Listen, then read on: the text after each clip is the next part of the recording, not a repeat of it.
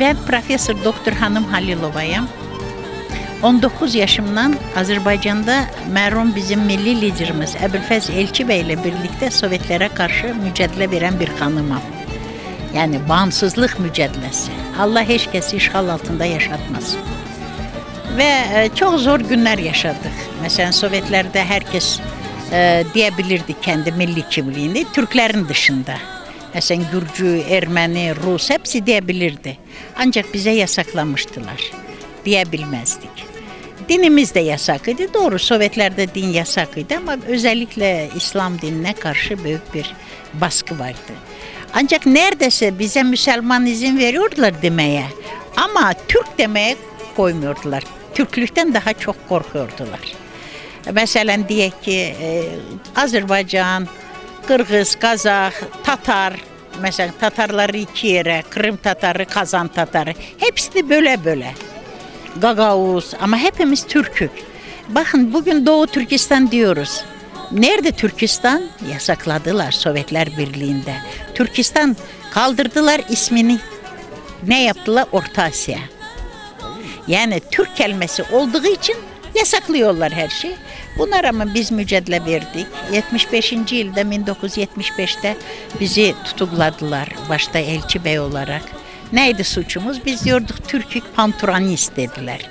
Diyorduk dinimiz var pan-İslamist ama buna rağmen biz mücadele verdik. Elçi Bey tutuklandı. Bizi serbest bıraktılar ama her gün ben evden çıktığımda halallaşırdım. Çocukları öpüyordum ki geri dönmeyeceğim. Araba kazasında öldürebilirler. Sokağa çıkanda hiç kes merhaba demirdi, korkuyordu. Bu yeni Ergenekon başlayanda sizde de vardı. Herkes korkardı. Ama akşam olanda hepsi koşuyordular. Nasılsınız? Ne yapıyorsunuz? Yani destek millette var idi. O sevgi var idi. Ama buna rağmen biz mücadele verdik. Sonra Elçi Bey'le çok yani mücadele verdik. 20 Ocak'ta Rus tankları gelende Bakü'ye girende ben 5.000 kadına destek verdim. Başında durdum. Tankların karşısına çıktı.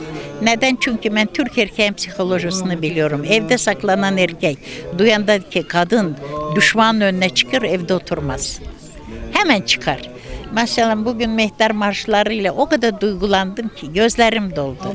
Ben ilk Sovyetler dağıldı, daha hala dağılmadan dağılmak üzereydi. Buraya geldim. Türkiye'ye geldim Gürcistan yoluyla ve o zaman bana mehter marşı verdiler. Çok beğeniyordu. Onları gördüm ağlıyordum. Sanki temiz Türkleri gören bu saat hücum edecekler, Sovyetleri dağılacaktı. O mehter marşları getirdim. Sonra Elçi Bey 1992'de aday oldu Cumhurbaşkanı'na. Ruslar görendeki Türkeş Bey geldi Elçi Bey desteklemeye, anladı ki Türkiye Elçi Bey'le yakınlaşacaktır. Bu nedenle bize darbe yaptılar. Eski Komünist Partisi'nin başkanını getirdiler.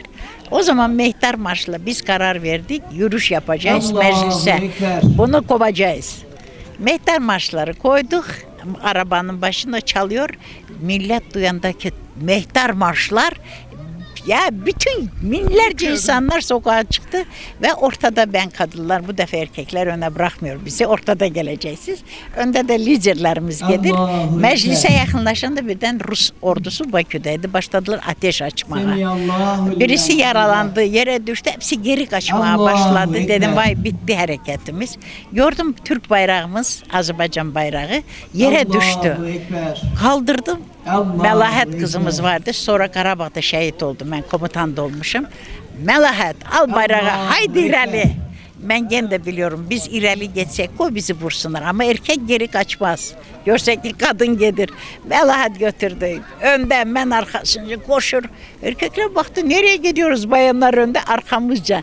Gitti parlamento astık kovduk. Rusları da Muttalibov'u da Elçi Bey Cumhurbaşkanı oldu. Ama buna rağmen bir yıl yani Elçi Bey bana dedi hanım temiz Türk'ü burada bir yıldan fazla tutmazlar. Ama öyle yapacağız ki Türkiye'miz güçlü olsun. Bütün gücümüzü ona vereceğiz. Bir de kendi bayrağımız yükselsin her zaman. Bana devlet bakanı, başbakan teklif etti. Ben reddettim. Kadın tabırı kurdum. Ve Ermeniler o zaman bize bastırıyordu, Ermeni çeteleri. Onu ben de kim? Rus onlardan çekilsin, ben kadın taburumla gelip o toprağı almasam şerefsizim. Ama Ruslar var arkasında. Gittik biz o zaman da savaştık, mücadele verdik. Beni birkaç defa ablukaya aldılar, vursunlar ama bir kere ablukaya aldılar beni. Geldik, arabayla konuşmuşuz ki biz size Ermeni yaralıları vereceğiz, siz de bize Azerbaycan Türklerini vereceğiz. Yakınlaştık, gördük beni ablukaya alıyorlar arabada. Anladım ki benim başıma para koymuşlar. Tamam, ben de patlayıcıyla, bombayla geziyorum. Arabada dedim gelin, ben de öleceğim siz de. Haydi erkek siz gelin, korktular. Ama gittik, arabanın arkadan vurdular, biraz dişlerime falan yaralandım. Buna rağmen mücadele verdim. Şimdi orada şehitlik hıyabanı var, şehitler hıyabanı. Orada birçok kadınım şehittir. Ya benim sonuçta derbi oldu, mecburen buraya geldim. Elçi Bey'de gittik köyüne. Ama bura benim ana vatanımdır. Yani bura Türkmenden soruyorlar sen nerelisin? Diyorum ki Türk'ün ayağı değen her bir toprak bana vatandır. Vatan. Ne farkı var? Bu kolay değil kızım. O bayrağı öptüm, alnıma koydum. O bayrak için biz gizletiyorduk Sovyetlerde. Gizli bulmuştuk Türk bayrağını. Böyle gizletip bakıyorduk ya böyle Türkiye'miz, böyle bayrak var. Onu Arap ülkesinden Elçi Bey getirmişti. Kur'an-ı Kerim'i bir de onu. Yani hep evde koruyorduk ki böyle Türkiye'miz, Türk bayrağı var. Ona göre korumamız lazımdı Türkiye'ni. Aziz Türkiye'miz, bu vatan yalnız sizin değil, 300 milyon Türk'ün vatanıdır. Ona göre de bugün Kerkük, Musul, Suriye Türkmenleri, Doğu Türkistan, hepsi ağlıyor. Karabağ, hepsi bir ümitleri var. Amandı ne zaman bizi kurtaracaktır. Yani demek istiyorum ki onların bir ümidi var. Allah'ım ne zaman Türkiye gelip bizi kurtaracak.